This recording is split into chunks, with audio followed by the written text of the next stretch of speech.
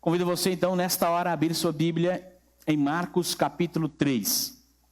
Marcos capítulo 3, verso 1.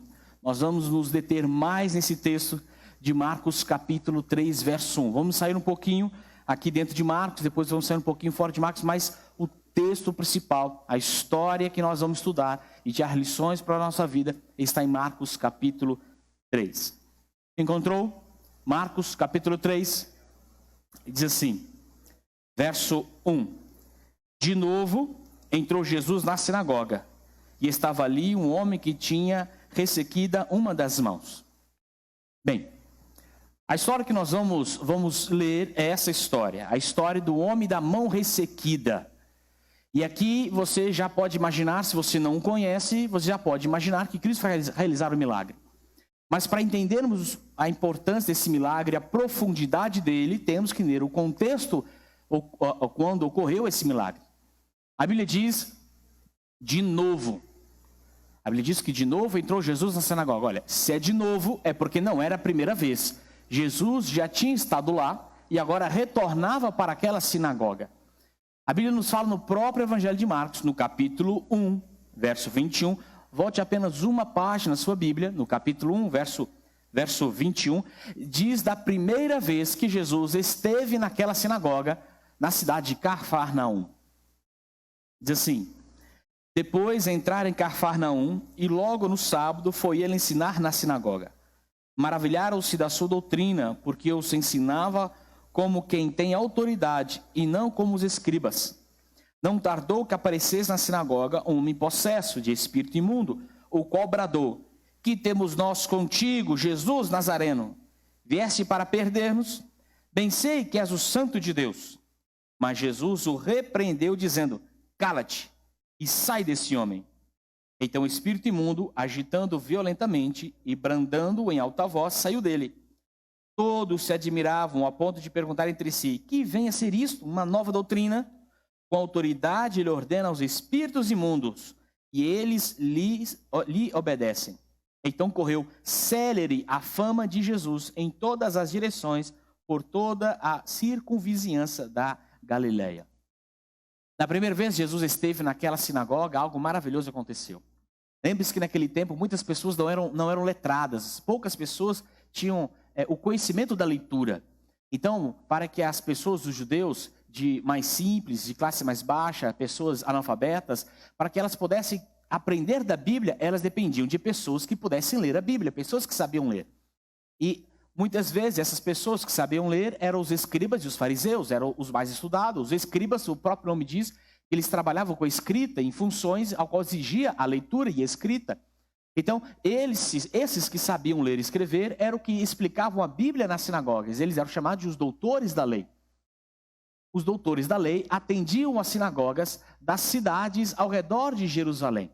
E aqui essa cidade de Cafarnaum ficava mais ou menos próximo, ali na verdade ficava na Galileia, Jerusalém um pouco mais distante, mas Cafarnaum era atendida por alguns fariseus. Mas nesse dia, nesse sábado, não tinha nenhum doutor da lei na igreja. Assim, os membros daquela sinagoga, os galileus, convidaram ali Jesus, um mestre de Nazaré, que pudesse falar algo. E Jesus então começa a pregar, e quando Jesus começa a pregar, os membros daquela sinagoga ficam admirados, maravilhados. Poxa vida, esse homem prega com tanta sabedoria, e começaram a comparar com os fariseus e com os doutores da lei. Nossa, a gente pensava que os fariseus conheciam a Bíblia, mas esse mestre Jesus, ele sabe muito mais. O conhecimento, a profundidade dele dentro da palavra de Deus é algo que nós nunca vimos. Eles então se maravilharam. Para aumentar ainda mais a fama de Cristo, ocorreu que apareceu uma pessoa endemoniada. E naquele dia, então, Jesus expulsou o demônio daquele homem. E aí foi completo para aqueles homens. Esse Jesus não só sabe como ninguém explicar a palavra de Deus, mas como ele tem autoridade sobre os demônios. E a fama de Jesus começou a se espalhar por Cafarnaum e por toda a Galileia. O mestre Jesus, o rabi, que sabia da palavra de Deus mais que os doutores da lei e que tinha autoridade sobre os demônios. Não tardou para que essa fama chegasse aos ouvidos dos escribas e fariseus. E eles ficaram enciumados com essa fama de Jesus. Como assim? Esse Jesus que não estudou em Jerusalém, esse Jesus que foi letrado dentro da sua casa, ensinado por sua mãe, esse Jesus que não aprendeu aos pés de nenhum rabi famoso, como assim ele sabe mais do que a gente?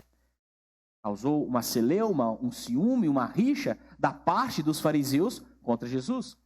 E para agravar mais ainda, quando aqueles membros da sinagoga relataram o caso do milagre, e lembre-se que foi no dia de sábado, os fariseus pensaram, tá aí a prova, esse tal rabi, esse novo mestre, ele não é de Deus, porque ele fez um milagre no sábado, e de acordo com os fariseus, era errado realizar um milagre no sábado. Veja que absurdo.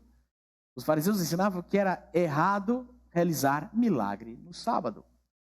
Eles tinham uma lei muito restrita com respeito à observância do sábado. A Bíblia diz que o sábado é para nos deleitarmos na presença de Deus. Mas os rabios fariseus tornaram o sábado um dia enfadonho, um dia cansativo, um dia cheio de regras, de não pode. Para você ter uma ideia, o fariseu ensinava que você não podia cuspir no chão no dia de sábado. Sabe por quê? Porque se você cuspisse no chão e sem saber, na terra onde você cuspiu, tivesse uma semente ali embaixo, você estava regando a semente. E regar a semente é jardinar. Jardinar é trabalhar. Então, se você cuspir no chão no dia de sábado, você vai estar trabalhando. Então, você está cometendo um pecado. Chega a ser cômico, se não fosse trágico. A Bíblia não fala nada sobre isso. Mas eles ensinavam. E para eles, realizar milagre no dia de sábado era errado. Para você ter uma ideia, eles ensinavam o seguinte: se no dia de sábado, porventura a casa de alguém desmoronasse, e ele estivesse ali na sinagoga, no culto, e chegasse a informação de que a casa de alguém desmoronou, eles iam até a casa para ver o que havia acontecido. Começava então a tirar os escombros da casa que havia desmoronado para ver se encontrava algum morador.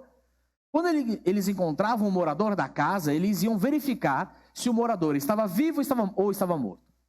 Se o morador, infelizmente, estivesse morto, eles paravam de tirar os escombros, voltavam para a sinagoga ou para suas casas para guardar o sábado, e somente após o pôr do sol, eles iriam até ali para poder retirar o corpo e fazer o funeral. Ora, se a pessoa já morreu, não tem pressa para tirar ela debaixo dos escombros, então espera o pôr do sol. Eles ensinavam assim. Agora, se ao retirar os escombros encontrasse alguém que estivesse ferido, mas não morto, aí eles tinham outras duas opções. Eles primeiro iam ver se a ferida era para morte ou não. Se a ferida fosse algo que pudesse tirar a vida da pessoa em pouco tempo, uma hemorragia grave, uma ferida que se não fosse rapidamente tratada, não fosse cuidada, a pessoa poderia morrer, então eles faziam os primeiros socorros emergenciais para evitar a morte da pessoa. Mas se a ferida fosse algo que não matasse a pessoa, se fosse algo que ela pudesse esperar algumas horas ainda para ter os primeiros socorros, então eles deixavam a pessoa lá, ferida, sofrendo, voltavam para a sinagoga ou para suas casas, guardavam o sábado e depois do pôr do sol iriam realizar os primeiros socorros. Portanto, você só fazia o bem para alguém se fosse algo extremamente urgente, algo sério de vida ou morte. Se pudesse esperar, esperava.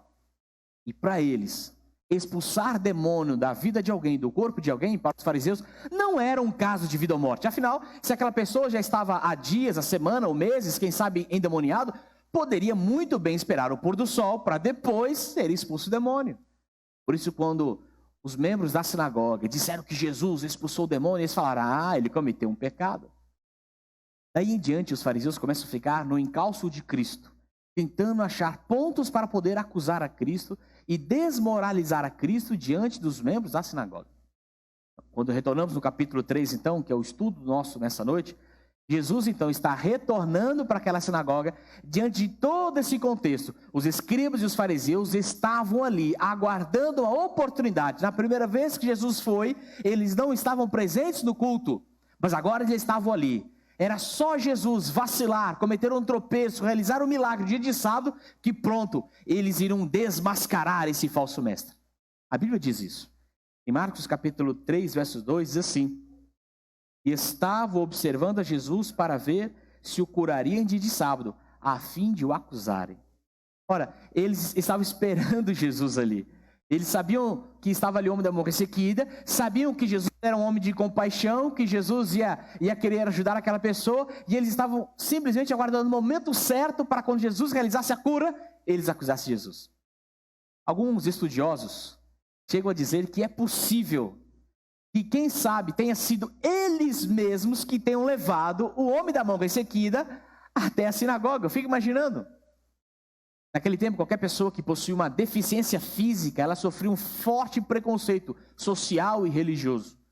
A pessoa, quando tinha uma deficiência, em especial uma deficiência física, ela era considerada amaldiçoada por Deus, castigada por Deus. Você lembra da história que a Bíblia nos diz, do Evangelho de João, de que os discípulos, ao verem um cego, perguntaram a Jesus: Jesus, quem pecou para que ele nascesse cego, ele ou seus pais?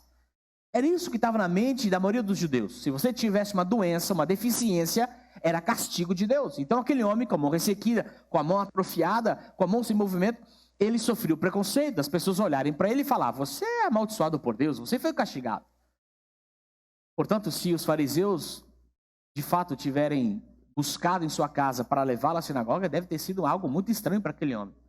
Vendo os fariseus indo até a casa dele para convidá-lo para a igreja. Ele disse: como assim me convidando para ir na igreja, para ir na sinagoga? Vocês nunca falam comigo, vocês me chamam amaldiçoado por Deus, e agora vocês estão me convidando para ir na sinagoga? Mas ele foi. E agora estava ali Jesus na sinagoga, estava ali o homem da mão ressequida e os fariseus aguardando o momento para poder acusar Jesus. É claro que Jesus tinha conhecimento de tudo que estava acontecendo. Jesus, em sua onisciência, sabia de tudo aquilo que estava acontecendo ao seu redor. E a Bíblia, em Marcos capítulo 3, verso 3, diz assim: e disse Jesus ao homem da mão ressequida: vem para o meio. Você ler esse relato em Lucas, capítulo 6, verso 8, você vai ver que Jesus primeiro diz assim: levanta-te e vem para o meio. As pessoas assistiam o culto na sinagoga assentados no chão. Somente quem lia a palavra ficava em pé. E as demais pessoas, os demais membros daquela sinagoga, os homens, porque as mulheres ficavam num quarto à parte, não lhes era permitido assistir junto com os homens, todos os homens ficavam assentados. Então Jesus pede para aquele homem duas ações. Em Lucas diz que Jesus primeiro pede para ele se levantar. Veja, às vezes nós fazemos apelo na igreja para as pessoas se levantarem e aceitar Jesus, e tem pessoas que no coração delas, elas querem aceitar, mas elas ficam acanhadas de se expor diante dos olhos das pessoas. Não é a vergonha de Cristo, mas é uma vergonha social de se levantar e se destacar no meio das outras pessoas e as pessoas olharem e apontarem. É natural que isso às vezes aconteça. É possível que naquela hora, quando Jesus pediu para aquele homem primeiramente para se levantar, talvez ele tenha ficado acanhado, envergonhado, ele já tinha vergonha da sua mão e agora ia ficar de pé diante de todos olhando para ele. Mas ele fica de pé. E Jesus, em Marcos, diz que Jesus também o chama para o meio. Não era somente para ele ficar de pé na onde ele estava, mas era para ele vir para o centro, para o meio, para um lugar onde ele estaria à vista de todos. Todos os olhares se dirigiriam a ele. E Jesus fala: agora vem aqui, vem para perto de mim, vem para o meio, vem para o centro. E aquele homem, quem sabe acanhado, envergonhado, quem sabe esconder da sua mão doente, enferma, ele se levanta atendendo a Cristo e vai até próximo a Cristo, no meio de todos, e fica ali à frente de todos, no meio da sinagoga, todo mundo olhando para aquele homem e para Cristo, para ver o que iria acontecer. No verso 4 diz assim, Marcos 3, 4. Então lhes perguntou: é lícito nos sábados fazer o bem ou fazer o mal, salvar a vida ou tirá-la? Mas eles ficaram em silêncio. Veja, Jesus agora faz uma pergunta, a pergunta do que aqueles judeus acreditavam, que no sábado você só podia fazer o bem se fosse extremamente necessário. E Jesus pergunta: mas o sábado, que é o dia do Senhor, é o dia para quê? Para se fazer boas obras, coisas boas, ajudar as pessoas ou não? É um dia para dar a vida ou tirar a vida? Os fariseus começam a perceber agora que Jesus está fazendo uma pergunta muito séria para eles, e qualquer resposta que eles pudessem dar, eles ficariam agora amarrados diante da resposta deles. E eles então, sem saber como responder a Cristo, porque entendiam que eles iam além do que a palavra de Deus exigia, que o peso que eles colocavam sobre o sábado era muito além do que Deus nos pede, pois o sábado da criação, o sábado deve ser guardado por Deus, até em nossos dias, é um sábado leve, é um sábado tranquilo, é um sábado suave, é um sábado de descanso. Não era o sábado que eles ensinavam. E agora Jesus pergunta: o que é para fazer no sábado? Fazer o bem ou fazer o mal? Dar a vida ou tirar a vida? E aqueles homens ficam em silêncio, sem resposta diante de Cristo. Mas eu quero chamar a sua atenção para um detalhe que é fundamental para a compreensão desse texto. Veja, é comum nos milagres que nós lemos dos relatos bíblicos, sempre haver um diálogo entre Jesus e a pessoa enferma. Muitas vezes, a pessoa enferma que vai até Jesus, suplicando algo a Jesus, como o cego Bartimeu: Jesus, filho de Davi, tem misericórdia de mim. Outras vezes, Jesus se aproxima da pessoa e pergunta: que queres que eu te faça? É natural, é normal nos relatos, é comum haver um diálogo entre o enfermo, entre o necessitado e Jesus. Mas em Marcos capítulo 3, você não encontra um diálogo entre Jesus e o enfermo. Você não encontra um diálogo entre Jesus e o homem da mão ressequida. Você percebe que desde o início dessa história, em Marcos capítulo 3, verso 2, já nos diz que aquela história não é sobre Jesus e o homem da mão ressequida. Aquela história é sobre Jesus e os escribas, Jesus e os fariseus. Quando Jesus chama aquele homem da mão ressequida para o centro e ele vem atendendo a Jesus, agora, no verso 4, Jesus não fala com ele, com o homem da mão ressequida que estava junto a ele, mas fala com os escribas e fariseus que estavam na sinagoga. Ou seja, o diálogo não é entre Jesus e o enfermo, o diálogo é entre Jesus e os fariseus. Jesus, no verso 4, diz assim: então lhes perguntou. A pergunta não era para o homem da mão ressequida, a pergunta é para os fariseus que estavam ali prontos a acusar Jesus. Jesus pergunta para eles, escribas e fariseus: no sábado é o dia para fazer o bem ou fazer o mal? Dar a vida ou tirar a vida? Mas eles ficam em silêncio. A Bíblia diz no verso 5, diz assim: olhando-os ao redor. Veja, mais uma vez, a história de Marcos capítulo 3 não é entre Jesus e o homem da mão ressequida. O homem da mão ressequida faz parte da história, mas a história é entre Jesus e os fariseus, porque Jesus pergunta para eles. E agora, antes de Jesus realizar o milagre, e você sabe que ele vai realizar, antes de realizar o milagre, Jesus está olhando para os fariseus, olhando-os ao redor. Aqueles homens estavam sentados nos cantos da igreja, ou nos cantos da sinagoga, prontos para acusar a Jesus, esperando o momento que Jesus curasse, para eles levantarem o dedo em risco e disserem: esse homem não é de Deus, esse homem não é profeta, ele comete um pecado curando no sábado. Jesus sabia disso, então Jesus pergunta para eles, e Jesus olha para eles. E a Bíblia diz que quando Jesus olha, Jesus é tomado de dois sentimentos, diz a Bíblia. O verso diz assim, verso 5, olhando-os ao redor, e aí vem assim, ó: indignado e condoído. Esses dois sentimentos que Jesus tem nesse momento, é enquanto ele olha para os escribas e os fariseus, que foram até ali, naquela sinagoga, no dia de sábado, naquele culto, somente para encontrar algo do que acusá-lo. E Jesus agora diz a Bíblia que o primeiro sentimento que ele tem é indignação. Jesus fica indignado. É curioso que quando a gente estuda o livro de Marcos, é a única vez que Marcos, o evangelista, o autor do livro, usa essa palavra. Marcos, em todo o seu livro, ele não repete essa palavra. A única vez que ele usa a palavra indignado está aqui, em Marcos capítulo 3, verso 5. Para a gente poder entender que sentimento é esse de indignação, que Cristo estava sentindo, a gente precisa buscar outro autor da Bíblia. Um outro evangelista, João, mas não em seu evangelho, mas em seu livro apocalíptico. Eu convido você a abrir em Apocalipse capítulo 6. Nós vamos voltar para Marcos, mas abra em Apocalipse capítulo 6, o último livro do Novo Testamento. Apocalipse capítulo 6, verso 16 e 17. Em Apocalipse capítulo 6, verso 16 e 17, a mesma palavra que Marcos usou, a palavra grega que Marcos usou, a única vez que ele usou em Marcos 3:5, é repetida aqui em Apocalipse. Ela aparece em outras vezes na Bíblia também, mas eu quero ler esse texto para você entender o que é essa palavra, qual o seu significado, a sua profundidade. Apocalipse 6, 16 e 17, diz assim: E disseram aos montes e aos rochedos: cai sobre nós e escondei-nos da face daquele que se assenta no trono e da ira do Cordeiro.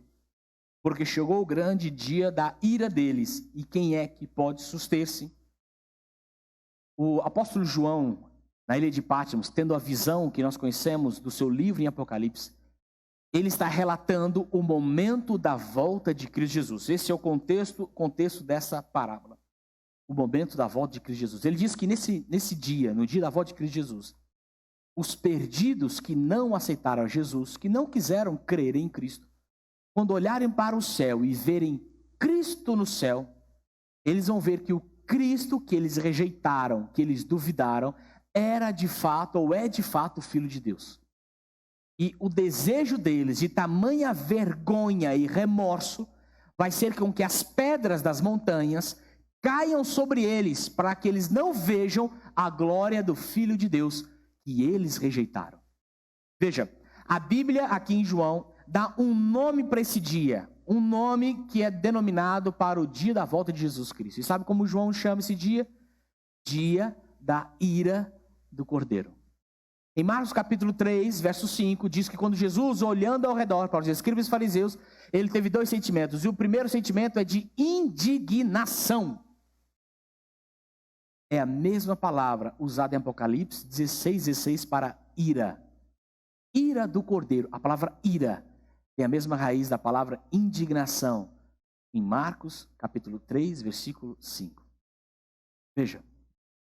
Quando Cristo voltar, ele irá voltar, e esse dia é chamado de dia da ira, porque vai ser o dia da retribuição dos pecados.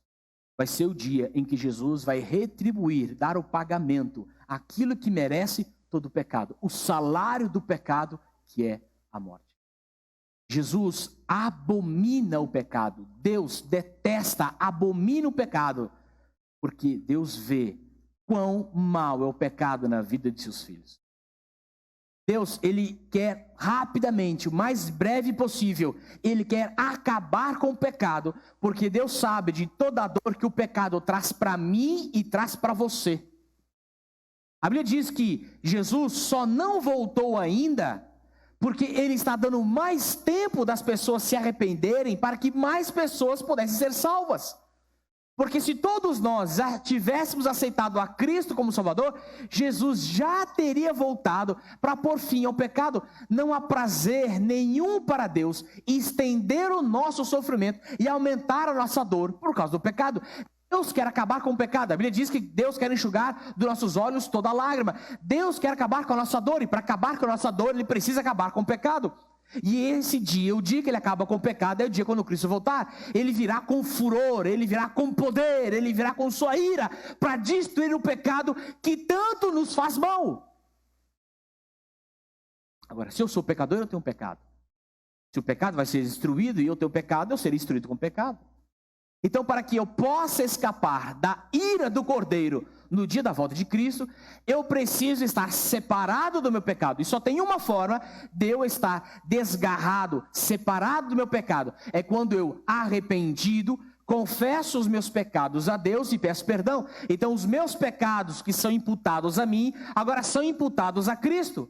Os meus pecados que estavam na minha ficha corrida, são colocados agora na ficha de Cristo. E os meus pecados que clamavam pela minha morte, é colocado sobre Cristo, que já morreu para pagar esses pecados.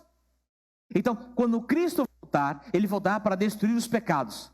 Aqueles seus filhos, ou aqueles seres humanos, que abriram mão dos seus pecados, que reconheceram que é ruim o pecado, o quão ruim ele é, e aceitaram uma vida nova em Cristo, então eles foram limpos dos seus pecados, foram desvinculados dos seus pecados, os seus pecados foram colocados na conta de Cristo, e Cristo poderá levá-los para o céu, porque eles foram lavados e remidos pelo sangue dele.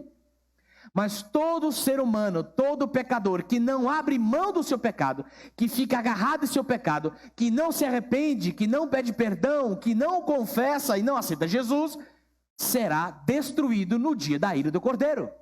Porque Jesus irá destruir o pecado. Jesus virá para destruir Satanás, seus anjos e o pecado. Agora, se eu fico agarrado no meu pecado, eu serei destruído com ele.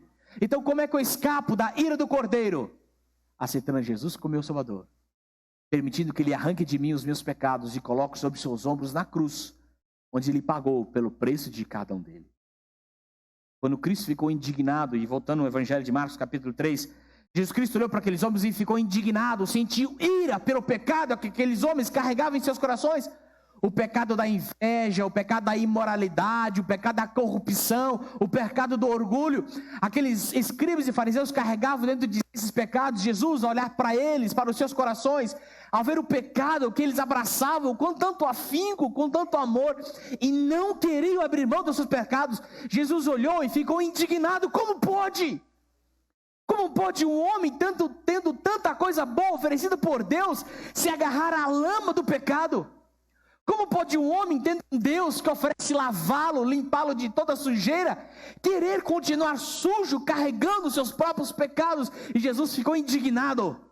Mas a Bíblia diz que ele ficou indignado e condoído. Condoer-se, sentir dor com alguém, sentir a dor de alguém, ser compassivo, ter compaixão. Olha, irmãos, que maravilha, porque Jesus, naquele momento que ele olhou para aqueles fariseus, e Jesus viu o orgulho, a arrogância, a inveja, o ciúme, a prepotência daqueles homens.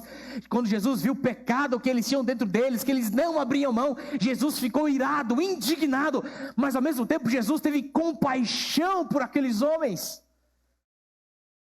Jesus sabia de toda a dor que aquele pecado carregava na vida daqueles homens. Jesus sabia de toda a dor que aqueles pecados traziam para aqueles homens. E Jesus sentiu a dor deles. Jesus condoeu-se com eles. Indignação pelo pecado, mas compaixão pelo pecador. Veja que Cristo maravilhoso. Indignação pelo pecado, mas compaixão pelo pecador. A Bíblia diz que quando Jesus ficou indignado e condoído, a Bíblia explica claramente, ela diz assim, ainda no verso 5, com a dureza do seu coração. Aqueles homens possuíam um coração duro, um coração atrofiado, um coração de pedra, um coração sem vida, um coração que não ouvia a voz do Espírito Santo, porque eles não abriam mão dos seus pecados, não se arrependiam dos pecados que carregavam dentro de si. E era por causa dessa dureza do coração que eles carregavam. E Jesus sentiu indignação, ira, mas ao mesmo tempo compaixão e amor. E a Bíblia diz no verso 5 que ao enxergar isso no coração daqueles homens, disse ao homem, veja, agora Jesus se dirige de novo para o homem da mão ressequida. A primeira vez Jesus se dirige a ele, é quando Jesus o chama. Jesus chama o homem da mão ressequida para o meio, vem para o meio, vem aqui, se levanta, vem até aqui. Depois de chamá-lo, o diálogo é travado entre Jesus e os fariseus. Os fariseus nem respondem. Mas a conversa ali, a interação entre Jesus e os fariseus. Toda essa história é sobre Jesus e os fariseus. E agora, depois de Jesus olhar para o coração daqueles homens e ficar indignado, doído, a dureza do coração deles, Jesus se volta de novo para o homem que estava ao seu lado, aguardando o que Cristo ia fazer. E a Bíblia diz assim, ainda no verso 5, estende a mão, e estendeu-a, e a mão lhe foi restaurada. No dia do meu casamento, o pastor Florisberto, pastor muito amigo da família da minha esposa, um grande pastor, pastoreou a cidade de Capim Grosso. No dia do meu casamento, o pastor Florisberto, ele fez um sermão, ele falava sobre a construção de um lar. Nesse sermão sobre a construção de um lar, o pastor Florisberto, ele se usou de uma ilustração. Ele levou com ele, numa caixinha, alguns pedaços de madeira. E à medida que ele pregava o sermão, ele dizia as bases de um lar feliz, de um lar cristão, ele pegava um pedaço de madeira. E para cada vez que ele falava de algo que acrescentava a um lar feliz, a um lar cristão, ele encaixava um pedacinho de madeira. No final do sermão, do casamento que ele realizou, ele tinha uma casinha de madeira construída. Aquela casinha de madeira era a sua ilustração, dizendo para mim e para minha noiva, a minha esposa hoje, Bebel, dizendo, olha, está vendo essa casinha?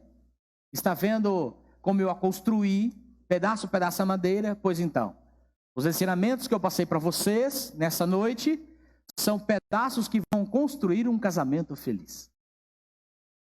Quando Jesus chama aquele homem para que pudesse estar ao seu lado, o homem da mão ressequida, nós já vimos que essa história não é sobre o homem da mão ressequida, essa história é sobre os fariseus e escribas. Mas Jesus naquele dia queria fazer um apelo ao coração daqueles homens. E Jesus chama o homem da mão ressequida para o seu lado, e Jesus olhava ao redor, olhava para os escribas e fariseus, tinha indignação, ira com o pecado que eles carregavam, mas tinha compaixão e amor por eles, porque Cristo também queria salvá-los. Jesus se dirige ao homem da mão ressequida e diz, estende a sua mão. E a Bíblia diz que aquela mão atrofiada, aquela mão sem vida, aquela mão, por assim dizer, morta, foi se estendendo, foi ganhando tônus, foi ganhando vigor, foi ganhando fortalecimento e foi voltando à sua normalidade. E o homem, surpreendentemente, foi olhando a sua mão voltar à vida, por assim dizer. O que Jesus estava dizendo através desse milagre era a sua ilustração do seu sermão para os escribas e fariseus. É como se ele dissesse assim: vocês, dentro de vocês, têm um coração duro, um coração atrofiado, um coração morto, um coração de vida, por causa dos pecados que vocês carregam. Eu detesto, eu abomino, eu odeio esse pecado que vocês têm em suas vidas. Mas eu amo vocês, eu sinto a dor de vocês, eu tenho compaixão por vocês, porque eu quero salvá-los. Agora veja o que eu faço nessa mão. Era como Jesus dissesse: estão vendo essa mão? Estão vendo eu dar vida a essa mão? Preste atenção nessa mão. Uma mão morta, uma mão sem utilidade, uma mão sem vida, sem vigor, sem força. Eu posso estabelecer essa mão de novo. E eles viram a mão ganhando vida. Era como Jesus dissesse: eu posso fazer isso em seus corações. Os corações de vocês estão como a mão desse homem. Os corações de vocês estão atrofiados, adormecidos, mortos, empedrados. Eu posso dar vida de novo a vocês, aos seus corações. Veja, irmãos, enquanto os fariseus foram para ali, para a sinagoga, prontos a achar um defeito para acusar a Jesus, para desmoralizar a Jesus, para acabar com a boa fama de Cristo, Cristo foi ali disposto para salvá-los. Jesus sabia de todo o plano, Jesus sabia de toda a artimanha, e Jesus não foge da situação. Ele chama para o centro, ele chamou para vir para o meio, ele se coloca na posição que os fariseus mais queriam. Mas Jesus inverte a situação quando começa a perguntar para eles: o sábado é um dia para fazer o bem ou fazer o mal? Eu vim fazer o bem, mas eu sei que vocês vieram aqui para fazer o mal. Eu vim para dar a vida, mas eu sei que vocês vêm aqui para tirar a vida. Agora preste atenção, Jesus está dizendo: eu tenho indignação, eu tenho ira pelo pecado que vocês carregam, e um dia eu vou voltar para destruir esse pecado, mas eu não quero destruir você, eu não quero destruir você na minha volta. No dia da minha volta, eu quero que seja um dia de festa, um dia de celebração, eu quero que a minha volta seja um dia de reencontro. Mas se você não abrir mão do seu pecado, se você continuar agarrado do seu pecado, se você não confessar, não abandonar, não se arrepender, se você não pedir perdão, eu não posso limpar o seu coração do seu pecado. E quando eu voltar, vou ter que destruir você junto com o seu pecado. Mas eu quero salvá-lo, porque eu tenho compaixão por vocês. Eu tenho amor por vocês. Por isso eu vou dar prova. Prova do que eu quero fazer na vida de vocês. Uma prova do que eu quero fazer nos corações de vocês. Se vocês prestarem atenção, veja o que eu faço na mão desse homem. E Jesus realiza aquele milagre. Aquele milagre é o apelo mais forte que Cristo podia fazer naquela manhã, naquele dia de sábado, para aqueles homens. Dia a dia, Jesus faz o apelo a mim e a você. Jesus olha para você, olha para a sua vida. Jesus vê os tropeços que você cometeu. Jesus vê o pecado que você carrega, a lascívia, a inveja, o vício. Jesus vê isso tudo e Jesus sabe quanta dor isso traz a você.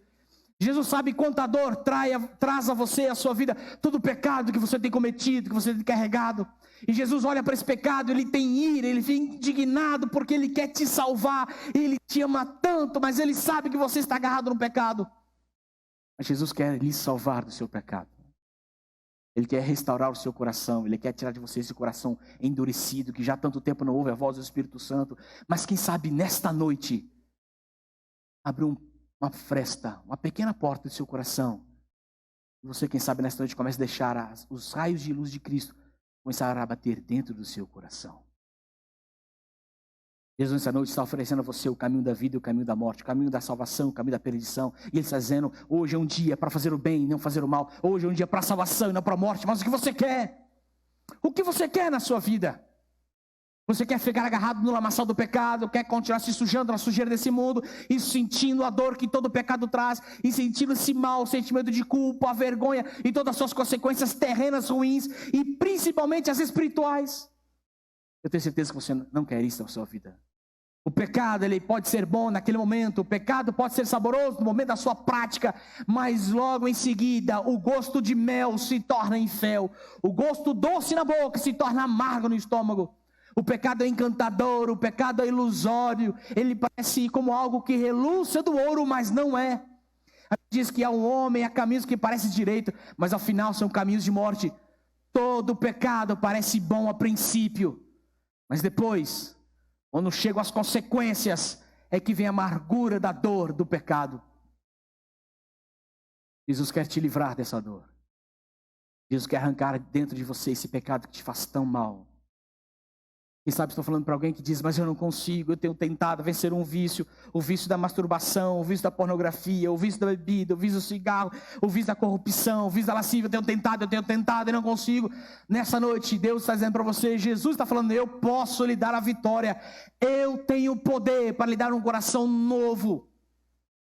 Basta que você aceite o meu perdão, basta que você aceite o meu sacrifício. Basta que você pegue os seus pecados confessados e arrependidos e deposite na minha cruz, porque eu já morri pelos seus pecados.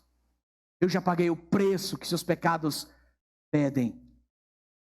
Eu paguei a sua morte para que você pudesse viver a minha vida, Jesus diz a você nessa noite.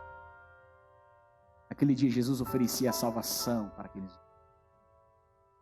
Mas a Bíblia diz em Marcos capítulo 3, verso 6, diz assim. Marcos 3, 6. Retirando-se os fariseus, conspiravam logo com os herodianos contra ele, e como lhe tirariam a vida. Os 4 evangelhos, a primeira vez que é mencionado um plano para matar a Jesus é em Marcos 3, 6. É a primeira vez que os fariseus e os escribas cogitam a possibilidade de tirar a vida de Cristo Jesus. É irônico imaginar que foi justamente no dia em que Jesus fez um sermão para eles, foi justamente no dia que Jesus apelou o coração deles, justamente no dia que Jesus queria salvá-los, fez de tudo para convencê-los, foi o dia que eles rejeitaram e decidiram matar a Cristo. Jesus no Evangelho de João diz assim, quem comigo não se junta, espalha. Quem não é por mim, é contra mim. Porque com Cristo não há meio termos. Com Cristo não há em cima do muro. Ou você está com Cristo, ou você está contra Cristo. Ou você é a favor de Deus, ou você é a favor de Deus. Não existe uma terceira opção. Não existe um lugar neutro. Não existe um em cima do muro, um eu decido depois. Ou você está com Cristo e está salvo, ou você não está com Cristo e não está salvo. Ou você aceitou Jesus e a sua vida, ou você não aceitou Jesus e planeja a sua morte, porque é assim. Ou você aceita o que o Espírito Santo diz ao seu coração e permite Jesus fazer morada em você, ou você endurece o seu coração, fecha as portas dele para não ouvir a voz do Espírito Santo e mata a influência do Espírito Santo em sua vida. Não existe meio termo, não existe meia salvação. Ou é salvo ou não salvo, ou é salvo ou é perdido. Jesus nessa noite lhe oferece a salvação. Ele não quer que você escolha a perdição, mas é seu direito. Se você o escolher, ele vai aceitar. Com muita tristeza no coração, ele vai aceitar. Mas ele te apela nessa noite para aceitar a sua salvação. Dia a dia, Jesus bate a porta do seu coração, oferecendo a você a salvação, o perdão dos seus pecados. Chega de dor, chega de sofrimento, chega de carregar esses traumas, chega de carregar esse sentimento de culpa, chega de sofrer as consequências do pecado, de pecados que você não consegue abandonar. Chega! Jesus pode perdoá-los de todos eles. Basta você crer, confessar, se arrepender, e Cristo vai tirar o coração de pedra dentro de você e colocar um novo coração de carne, que bate em amor ao Senhor Jesus. Nós vamos ouvir uma música nesse momento. Eu quero convidar a você a meditar na letra dessa música. Uma música que fala ao nosso coração. Eu quero convidar você nessa noite a tomar uma decisão com Cristo Jesus. Tomar uma decisão diante do apelo que Jesus está fazendo agora ao seu coração.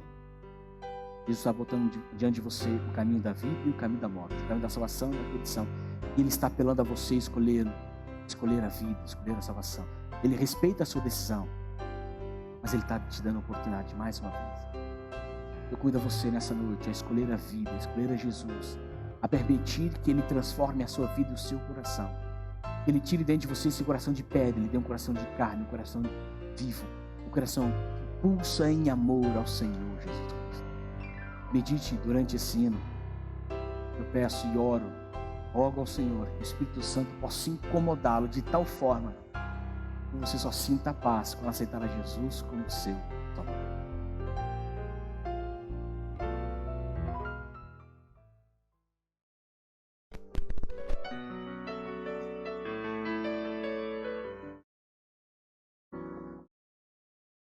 Eu achei, sim, eu achei uma fonte em que me satisfiz quando aceitei a Jesus, meu Rei. Foi meu dia mais feliz.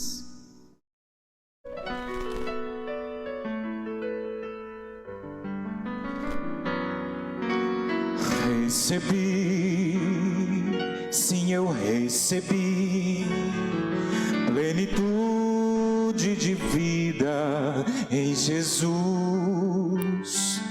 que me trouxe a luz que provém da cruz. Seu amor então senti. A vida era triste, só dor e aflição, mas hoje é diferente, com Jesus em meu coração. Seu perdão Ele trouxe a mim, esperança em Jesus eu ganhei, desde que busquei, desde que encontrei esse amor que não tem fim. A vida era triste, só dor e aflição, mas hoje é diferente, com Jesus em meu coração. Quero sim a Jesus amar, pois seu sangue por mim derramou. Ao seu lado estou, para o céu eu vou. Quero a vida entregar, quero a vida entregar.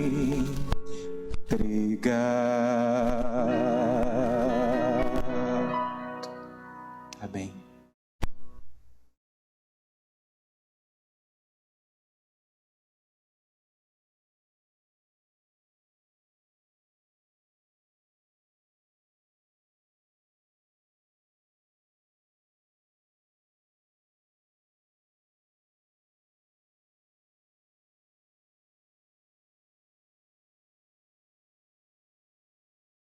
Dias de isolamento social, uma das grandes dificuldades é justamente a realização de batismos. Batismo é um momento de festa, batismo é um momento de entrega. É quando um pecador arrependido demonstra publicamente que aceitou Jesus como seu Salvador. E esse dia nós gostamos de marcar com uma grande festividade, com muitas pessoas, com familiares e amigos, queremos chamá-los para estar presente conosco.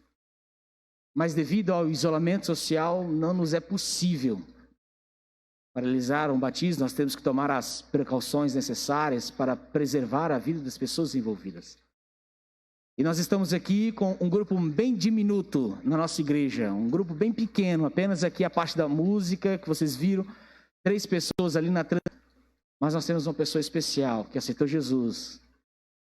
E quando eu conversei com ela por telefone esses dias e perguntando para ela se ela gostaria de esperar voltar à igreja, abrir, para realizar uma grande festa, para convidar muitas pessoas, ela disse: não, pastor, eu não quero esperar mais. Ela ouviu o Espírito Santo falar tão forte em seu coração, o apelo de Cristo foi tão forte que ela disse: nada vai me impedir, nem uma pandemia, nada vai me impedir de estar com Cristo Jesus. Eu quero convidar a Rose que possa vir aqui. E eu quero convidar ao seu filho Marcos, que possa vir aqui à frente também. Se ele quiser estar nesse momento especial, para ele Uma surpresa que sua mãe fez no Dia das Mães. Quem dá o presente dessa vez é uma mãe. Pode vir aqui, irmã.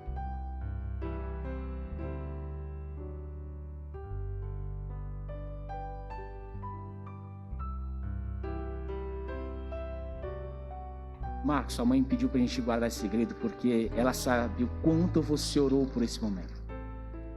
Ela sabe o quanto você desejou, sonhou.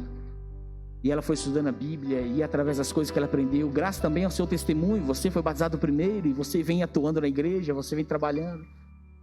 E o Espírito Santo foi usando a você, foi usando o irmão Antônio Coelho, a irmã Sandra, outras pessoas, para que pouco a pouco ela pudesse abrir a porta do seu coração. E hoje chegou o dia em que ela, não aguentando mais estar longe de Cristo, não aguentando mais ver o filho dela indo para o céu sozinho, ela disse: meu filho vai com a mãe dele, eu quero estar junto com ele lá nos céus. E é por isso, com muita alegria, nesta noite, diante dos nossos amigos que não estão presentes, mas nos assistem pela internet, nós iremos celebrar a festa batismal da sua querida mãe.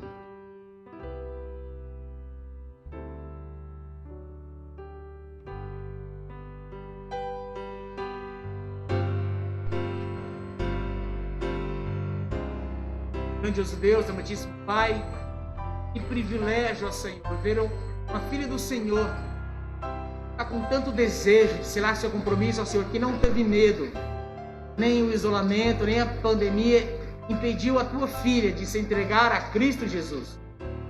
Por isso, ó Senhor, nessa noite celebramos com a igreja fisicamente vazia, mas a tua verdadeira igreja, que estão os teus filhos, estão nos acompanhando nesse momento, felizes, alegres. Não só a terra está feliz, mas o céu está feliz por essa pecadora que se arrepende. Ela está preparada pelo sangue de Cristo para encontrar com o seu Senhor, para morar com o seu Filho nas mansões celestiais. Por isso que nesta noite, com o final de Cristo, eu batizo a Rose. Em nome do Pai, do Filho e do Espírito Santo. Amém.